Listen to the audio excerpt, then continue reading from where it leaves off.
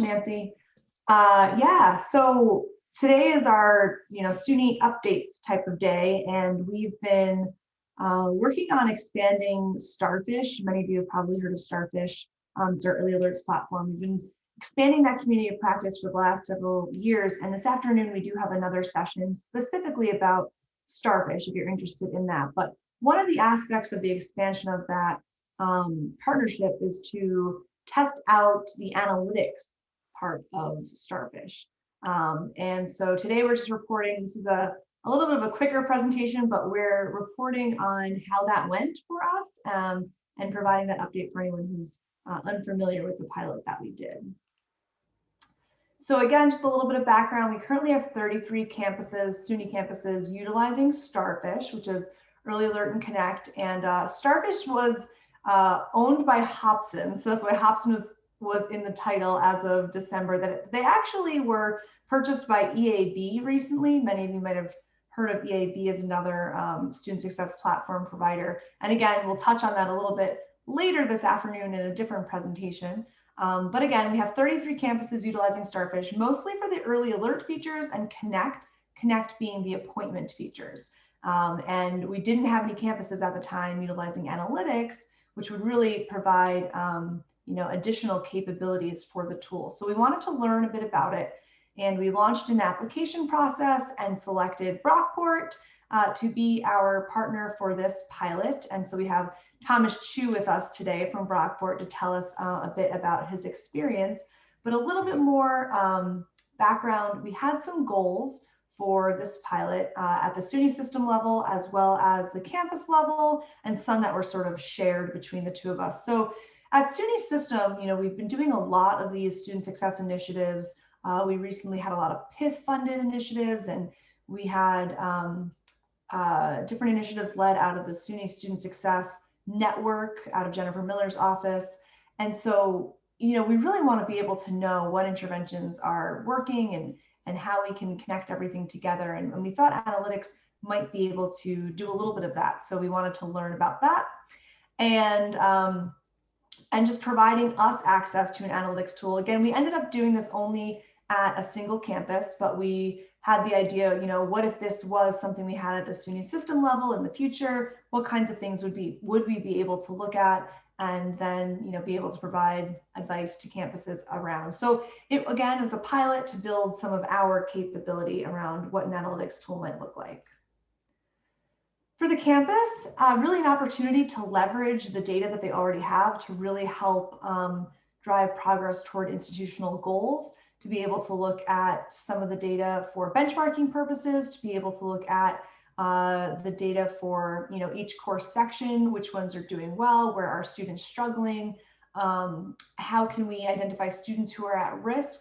So all of those different ways. Again, we know on our campuses we have a wealth of data, but one of the challenges really is putting it in a place that's usable and meaningful to a wide variety of campus users. So that's what this tool is intended to do. And then similarly, as a shared goal for SUNY system and for campuses is to begin to establish a process to try to understand what sorts of interventions are working, and better understand how we can support campus resources going forward, and other resources for analytics. So a little bit about the tool. There's a couple different components. So when I say analytics, it's sort of complicated because there are these multiple aspects of the tool. One is the intervention inventory, which actually is not really analytics itself, but it's something that helps to drive conversations on campuses about what you're already doing and where you might have some gaps in the services that you're providing to students. So essentially, it is a framework where you can document and categorize all of the different student success interventions that you're providing to campuses. And you can tag things with different subpopulations, different types of students who that intervention might be geared toward. You can also document some outcomes that you may have already observed regarding those interventions. And it also has the ability to look at an intervention database where other campuses have contributed interventions. So maybe you're saying, okay, we really want to do more to promote Black male student success, and we're not doing that because we can look at all the interventions that we're offering, and we can see how we have, students tagged and what this might, who this might benefit, and we're lacking in this area, and this is an initiative, we have on our campus. You might be able to go and look at what other campuses are doing in that area. So it also just creates some synergies across campus and some understanding where something might be happening over here and the folks over here don't really know about it, but it would benefit them to know about it. So it puts everything in one place for folks to be able to see what's going on. So that's one piece of it. Retention scores essentially is the, I think what most people think of when we're thinking of student success analytics. So this is who of our students are at risk, right? Looking at historical data to try to calculate the likeliness that a student is to persist or the likeliness that they are not to persist, right? And providing some sort of score for those students so advisors can utilize that information for triaging, right? To make sure if we have limited support services that we can offer to students, that we can make sure we're contacting the students who need that support the most, or who we think might need that support the most. So that's the retention scores aspect of it. And then strategic dashboards is really more for the administrators on campus, or maybe even chairpersons or deans of different schools to be able to look at the course success rates, again, information about course sections, or how they're benchmarking against their peers. It's data that we already have, but we don't always have the tools to look at it in a productive way. So that's what the strategic dashboards allows us to do. Quick glimpse at the project timeline. So this was something we started back in, and I realize there's no years on this slide, so I apologize. I think we really started this in 2020. We initially were trying to kick this pilot off much earlier than that, but we ran into some contracting snafus. So it took a while to get it started, which I'm sure Thomas will mention because that was one of the challenges for the campus. But we did get it started in January. But then, of course, COVID happened. And again, I'm sure Thomas will mention that. But that created some challenges for some of the rollout with this. But this was the timeline. We were pretty ambitious in trying to see as much as we could learn in a 12-month pilot. And I do think there was a lot learned.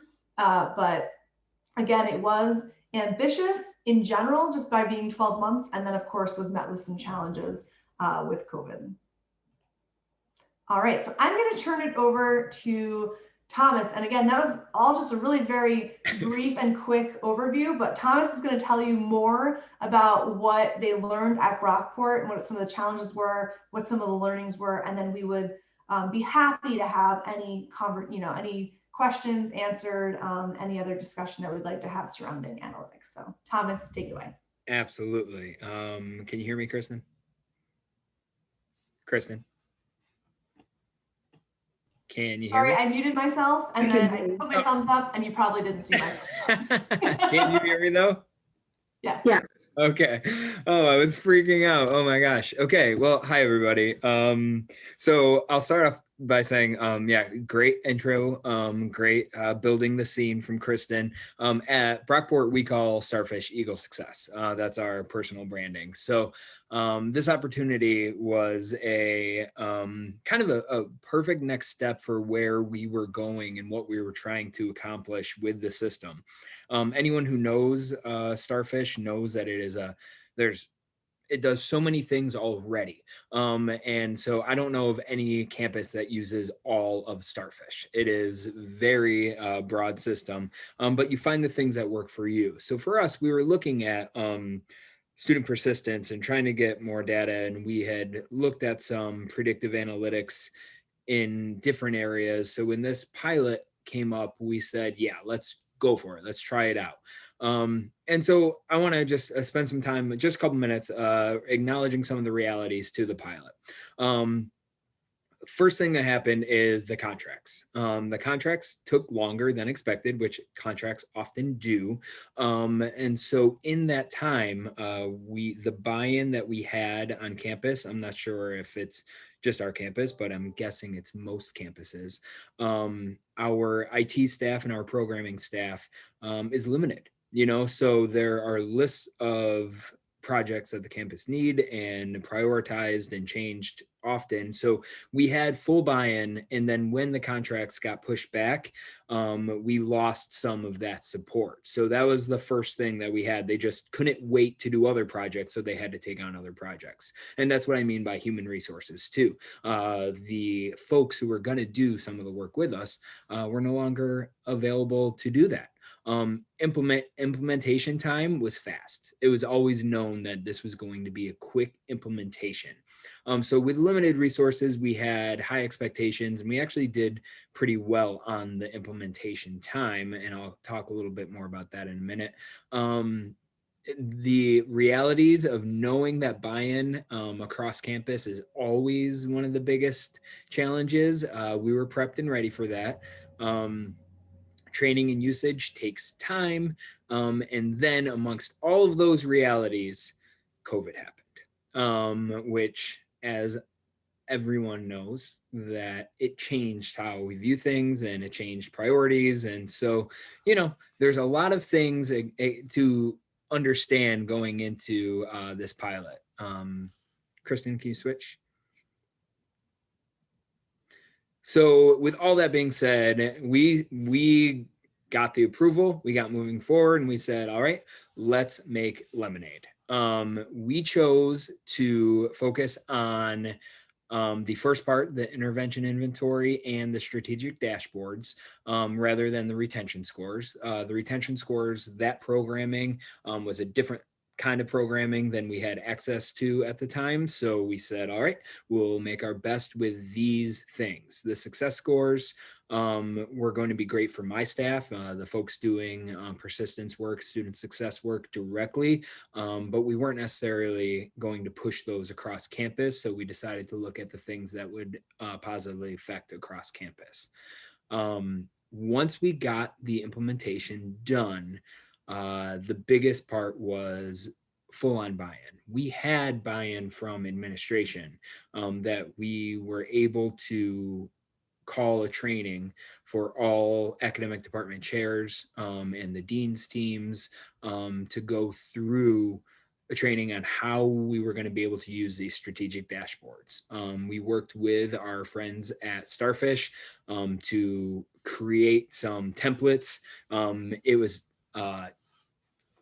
3-part it's a large training. It was, I think, 5 hours altogether, and so getting buy-in on that level was really great. Of the folks we invited, I think about 60% of them showed up, which is actually really, really great, and participated. And then everyone's like, okay, great, and then the world shut down. So what we chose to look at during that time was we had a lot of conversations about like, okay, what is going to be the most valuable? Because just like the Starfish system, analytics is gigantic. I mean, there is, once all that data is pulled in, you can look at it from 1,000, tens of thousands different ways. So we said, what could be the most pertinent to our college's goals right now? And so we looked at sections with high rates of D's, E's, and withdrawals. E's are fails for us. Persistence by race and gender, something that we were looking at institutionally. And then progress to degree, courses that might stop, courses or programs or, anything that might stop students from persisting. So these are the data points that we said, okay, this could potentially help all the departments. So that's what we focused on in our original training. After about, months of COVID, and kind of, there just wasn't, we weren't a priority anymore. That's just the honest truth is, and we couldn't be. We also knew that there's a periodic program review happening on campus. Folks were looking for ways to engage our students to be more successful. There was concerns with specific programmatic persistence. And so what we did on my team is we spent probably hundreds of hours once we got our second data dump, which is updated. So now we had 2 data points available to us. we ran all of these reports for every single academic department at the whole college. And we put them together in a really nice, pretty package for everyone to look at. And we sent them out just a few months ago, actually, and said, here's an update of the data available. Use this if you can, if you're interested, and we're here. This is all available to you in the system, and we're here to help. So, Kristyn, if you want to switch to the next slide, here's the feedback we got. For some people, this was perfect. For some people, they were like, this is great. This is exactly what we need. For other people, they were exhausted. They don't have the time to look at it. We didn't lose administrative support, but there were so many competing priorities. We got the like, okay, this is available to you. Use it if you can, which is the best that we could get at the time. All of this takes time. The implementation, the programming, the buy-in, the understanding of how it's used. Obviously, it was going to take time no matter what. When COVID happened, everything was harder. So I was actually very proud that we stuck with it and kept pushing forward, and were able to connect with quite a few departments. The biggest point of feedback is that for those who utilized it and bought in, it was really valuable. So obviously, if people don't have time to look at it or explore it, they're not going to get any value of it out of it. But for the folks who did, which was, I don't know, probably we have like 60 departments. Some are really, really small and some are larger. We ran tons of these. We have a lot of majors, minors. We have all sorts of programmatic things. We ran lots of these, and probably 15 to 20 departments got back to us and said, either asked questions or said, thank you for this, or said, we use this to make decisions, and which I see as a win. Even the departments that said, hey, this is good information to know, that's a win to me. We do have a couple of departments that used it to say, hey, we can adjust our progress to degree so that it stops, or we can adjust this course sequence so it helps the progress to degree. So there were a lot of positive takeaways, but it was a lot of work. And with the tight timeline of the pilot, I'm not sure if we accomplished all of the overall goals, but I know that for the work that we put into it, I am happy and proud with what we got out of it. Awesome. Well, thank you, Thomas. I know we have about 10 minutes left, so we do have time. Again, hoping that folks have questions. If anybody's interested in even in like more about how the tool works, if your campus is thinking about it, we would love to have that discussion. Feel free to type in the chat or unmute yourself. While we're waiting for questions, I will say that one of the biggest benefits was the support of the Starfish folks was really great. They were a really great partner of figuring out what we needed and how we needed to do it. So that back and forth was really, really positive. And it felt like a partnership. It wasn't a push, if that makes sense. Andrea, it looks like you unmuted yourself. Did you have a question? Nope, I'm double muted. Oh. Hi, Andrea. Hey, Kristyn, this is Kim. Can I just chime in for a second? Sure. So I want to say a couple of things. First, I know that Onondaga Community College in parallel, and I think before we were able to implement this pilot, had decided that they wanted to use the analytics tool. So I'm curious to know if anybody from Onondaga is on the call and could talk about what their experience was. And then, if they're here while they're thinking about it, I'll just say that, I think there is, there is interest in seeing where else we can go with this and who else might be interested in analytics, and what, I think there's tremendous potential with the analytics tool. And I just think the question is, as we come out of COVID, where does this help us? How does it help us?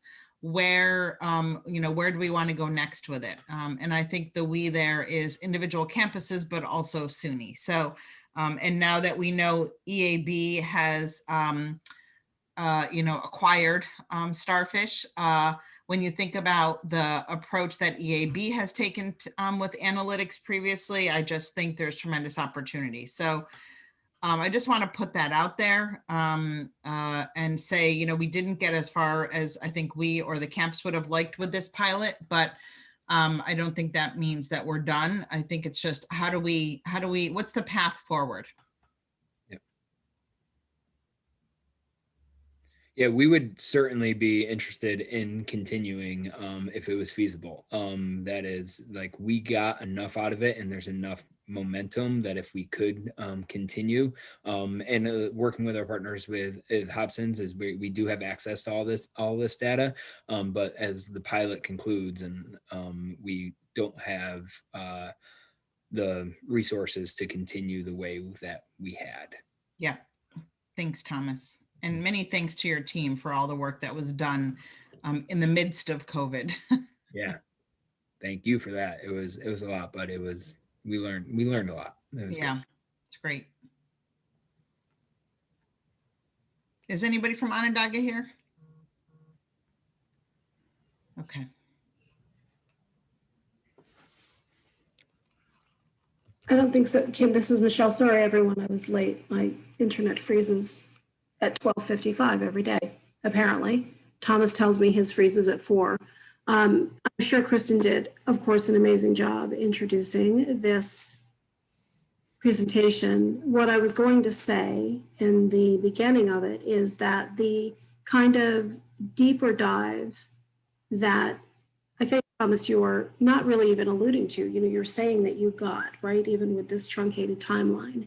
If we think through Carrie Hatch's chat with us this morning, Kim's conversations about, where can we leverage system approaches, where can we leverage campus approaches. What I was really impressed with, I sat in on some of the team meetings with Brockport, and in addition to being impressed with Brockport's, sort of dedication to this, and yes, Starfish was a great vendor partner. What's interesting is, so we often sort of ask these questions about efforts that are not easily quantified, right? This relative to student success and analytics, it feels like gives us some way into that tangle of relationships and sometimes overlapping initiatives, right? To tease out a little bit what has lasting impact, maybe on particular student cohorts versus others, right? Some versus others, and how we, the campuses or system in partnership with the campuses, could expand opportunities for students to find success, right? And to overcome the potentially maybe like negative predictions, right? That the analytics might alert us to, much like our saucy tool might alert us to barriers to success. I think this, a good use of this information gives us to be efficient versus redundant, and add some vibrancy to what we do to support students in a holistic way. So I would love to see it continue, expand under EAB's, research, leadership, and all of that.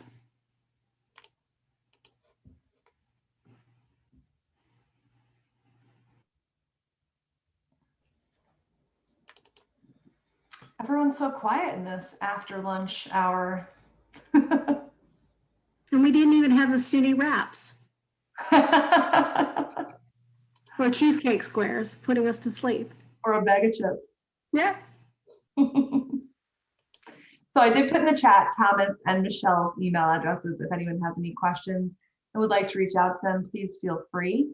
I just to echo what Kim and Michele and Thomas said, like, this is a tool that we need, right? Whether it's Starfish or not, like, we need to be using more analytical tools to really be able to use the data, leverage the data to support student success across the system. So it can't stop here with the pilot. I know funding is a challenge right now, and at our campuses and at system, it's not easy to just purchase these very expensive tools, but we have to try to find ways to make this work. So I don't think this will be the last that you're hearing about analytics. perhaps that will look a little different in the future, and we'll have to see what EAB brings with their acquisition of Starfish, but I think it'll be all good things to come. So if there aren't any other questions, then we'll conclude this session. I think the next session is at 1:20. So I think that's not a terrible thing if we have a couple minutes in between.